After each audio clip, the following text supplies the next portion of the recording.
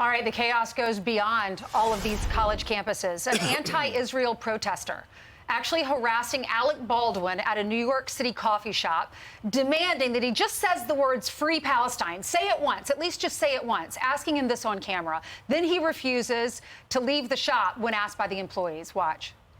One time, just one time, please, and I'll leave you alone. Free Palestine. Israel, Zionism. Please say it. One time. Could you do me one quick favor? One time.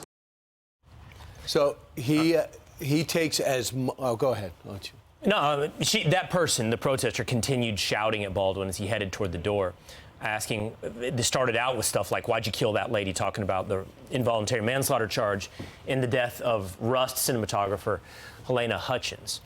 Not the first. It continues on right. what you just saw. Yeah, I mean, you can listen on tape. I do not blame him at all. And this is not the first time protesters have confronted the actor. Back in December, an activist in Manhattan got into a shouting match with Baldwin after asking if he supports Israel.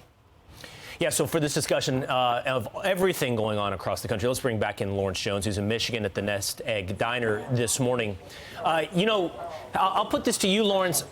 This is the conversation you and I had a little bit earlier about distancing yourself from certain elements of these protests. I want to read you a tweet from Congresswoman Cori Bush. She said, "As a Ferguson activist, I know what it's like to have agitators infiltrate our movement, manipulate the press, fuel suppression of dissent by public officials and law enforcement. We must reject these tactics to silence anti-war activists demanding divestment and genocide." The problem, Lawrence, Cori Bush needs to understand is, as we've talked about, it's inseparable. The quote-unquote agitators are the protests. The coherent debate is not taking place. Instead, it is a call for intifada. Yeah, the notion that this movement has been infiltrated with people that are just trying to agitate is ridiculous. I was on the ground immediately after October the 7th talking with people on the college campuses, and they said that the rapes did not happen. They said that it was Israel that started the conflict. You know, I want to take y'all back to school when you're reading about the civil rights movement, and you see all the pictures of the people that were trying to block integration. That's where these people are going to be in the history books. These are the people that are blocking Jews from going to class. You got a Columbia professor. That key card was deactivated because the university said they could not protect him. That's in America. And the fact that they are allowing all of these tents to be little Gazans all over the country, the reality is, God, this is not Gaza. And you would think that the law enforcement officials would be able to enforce the law and say, look, you guys are openly intimidating Jewish people in the country. And I say this fact all the time. When you have the FBI director saying that 60% of the hate crimes are against Jews, and then you got the president of the United States that wants to hold some type of bipartisan meeting to talk about Islamophobia, these people are out of their mind. Right.